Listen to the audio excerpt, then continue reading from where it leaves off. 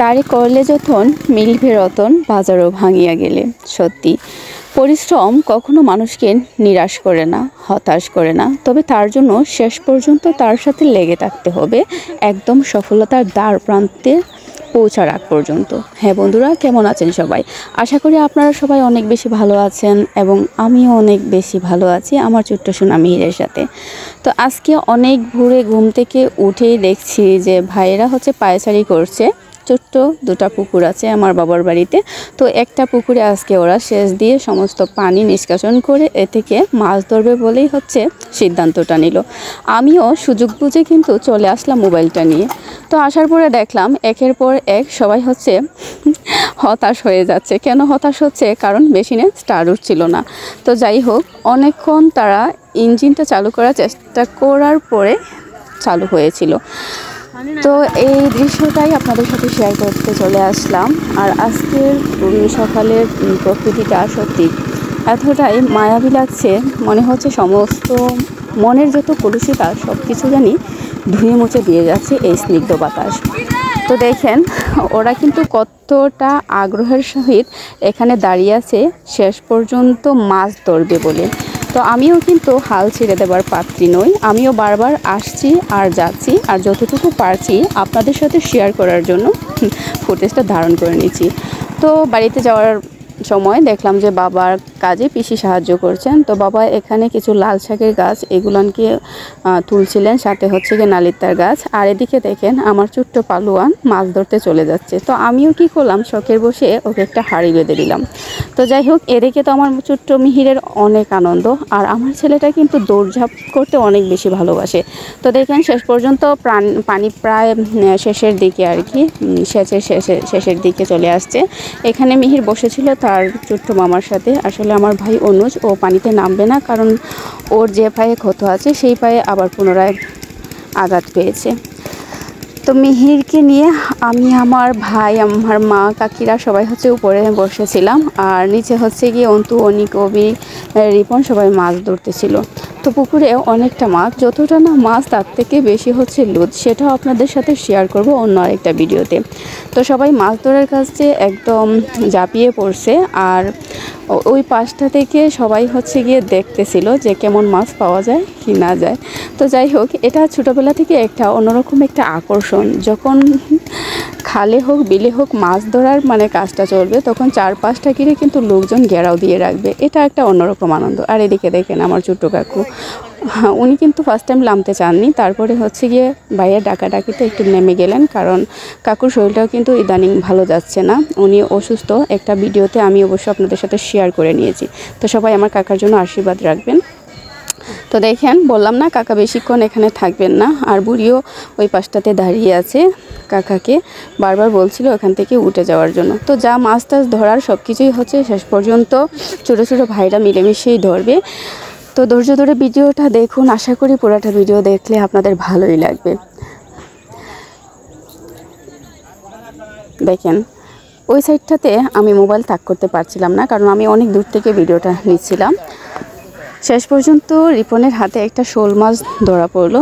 অনেক মাছ ছিল, এটা বেশি কাদা হওয়ার কারণে কাদার মধ্যে সম্পূর্ণ মাছগুলানি গেড়ে যাচ্ছিল। এখানে দেশি কই, মাগুর, শিং এরকম মাছই বেশি পাওয়া যায়। এছাড়া এখানে কোনো আমরা মাছ তো চাষ করি না, এখানে যা হয় গিয়ে বর্ষার সিজনের পরে যা থাকে আর কি, এটাই কাটারা দিয়ে এগুলানকে রাখা হয় যাতে বের হয়ে যেতে না পারে। তো দেখেন ফাইনালি গিয়ে এতগুলান মাছ ধরা হলো, আর সবাই মাছের ক্যারেটটা বাড়িতে নিয়ে আসলো। সে কি চরম আনন্দ সবার মধ্যে। তো আমারও ভীষণ ভালো লাগছিল। আর মাছ ধরা ভিডিও দেখতে কার কার ভালো লাগে একটু কমেন্ট করে আপনারাও জানিয়ে যাবেন। তো দেখেন, বললাম না অন্য কোনো মাছ ছিল না, এখানে কই, মাগুর, শিং আর লাঠি মাছ বলি আমরা, অনেকে টাকি মাছ বলে থাকেন, এগুলানি ছিল বেশি। তো আপনাদের সাথে তো আমি এর আগেও শেয়ার করেছি যে আমার বাবা কাকা ওনারা 4 জন। একজন কাকা আমার প্রায় 4 থেকে 5 মাস হয়েছেন, উনি পরলোক গমন করেছেন। তো আজকের দিনে কাকা কিন্তু আমাদের মাঝে নেই। তো কাকাকে ছাড়াই আজকের দিনটা যাচ্ছে। বলে না যে আজকে মারা গেলে কালকে 2 দিন। তো সব কিছুই মানুষের কাছে একসময় স্মৃতি হয়ে ধরা দেয় আর দু চোখ বেয়ে একটা অশ্রুজল বইতে থাকে আর মনের ভিতরে একটা দীর্ঘশ্বাস আছে, তাছাড়া আর কিছুই করার থাকে না। তো যাই হোক, সময়ের গতিতে চলে যায় আর থেকে যায় কিন্তু স্মৃতি।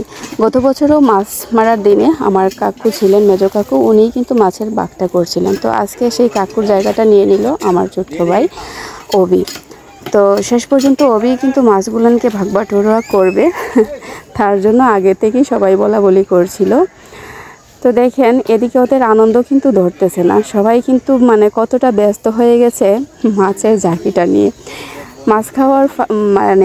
মাছ খাওয়ার যে একটা আনন্দ কি বলবো, মানে নিজের পুকুর থেকে এইরকম জ্যান্ত মাছ, যেটাকে আমরা জিওল মাছ বলি, এই মাছ খাওয়ার আনন্দটা পরিবারের সবার সাথে ভাগ করে বসে খাওয়াটা আসলে অন্যরকম। তো যাই হোক, এখানে সবার আগে আমার মিহিরই কিন্তু উৎপতে বসেছিল, কারণ আমার ছোট্ট সোনা মিহির বেশি পছন্দ করে শিং মাছ এবং মাগুর মাছ খেতে, যেহেতু এগুলো নিয়ে কাটা খুব কম থাকে, সে নিয়ে ওরা কথা বলতেছিল অনেকক্ষণ। তো যাই হোক, দেখেন ভাই একদম মাটির মধ্যে লেপটিয়ে বসে আছে। আর ওই দিন ভাই অনেক দুর্বল হয়ে গিয়েছিল, কারণ সারা রাত নাকি ও জেগে থেকেছিল শুধুমাত্র ওই মেশিনটা পাহারা দেওয়ার জন্য। তো বন্ধুরা, আস্তে আস্তে ভিডিওর শেষ প্রান্তে চলে আসলাম। তো জানি না আপনাদের কাছে আমাদের প্রতিদিনের ব্লগ ভিডিও কেমন লাগে, সেটা আপনারা অবশ্যই কমেন্ট করে জানিয়ে যাবেন। মাঝে মাঝে বাকরুদ্ধ হয়ে যায়, আসলে আপনাদের এত ভালোবাসা, এত সাপোর্ট পাচ্ছি, আর আপনারা আমাদের ভিডিওতে এত কমেন্ট করছেন, সত্যি বিশ্বাস করেন মনটা না আনন্দে একদম আপ্লুত হয়ে যায়। তো মাছগুলান বাট করা শেষ হয়ে গেছিলো, ভাগাভাগি শেষ হয়ে গেছিলো। শেষ হওয়ার পর্বে হচ্ছে যে যার মাছগুলানকে ধুয়ে আবার, যেহেতু এগুলান জিওল মাছ ঝিঙে রাখা হবে, হ্যাঁ, তার জন্য সবাই সবার মাছগুলান ধুয়ে নিয়ে হচ্ছে নিজের এই যে হাঁড়ি পাতিল যাতেই পারেন রেখে দিচ্ছিলেন। তো এদিকে দেখেন ভাই কিন্তু একদম পেক দিয়ে ভরে হচ্ছে একদম বালুক হয়ে আছে। তো বন্ধুরা, এই ভিডিওটা আপনাদের সাথে নিয়ে আসলাম সেটা অনেক দিন পরে, কিন্তু ভিডিওটা কিন্তু অনেক আগে আমি ধারণ করে রেখেছিলাম। কিছু সাময়িক সমস্যার জন্য আপনাদের সাথে রেগুলার ব্লগ ভিডিও শেয়ার করতে পারিনি। তো এখন থেকে আপনাদের সাথে প্রত্যেকদিন থাকবো আমি, মিহিরের মা। আশা করি সবাই আমাদের পাশে থাকবেন, ভালোবাসা দিতে থাকবেন। ধন্যবাদ।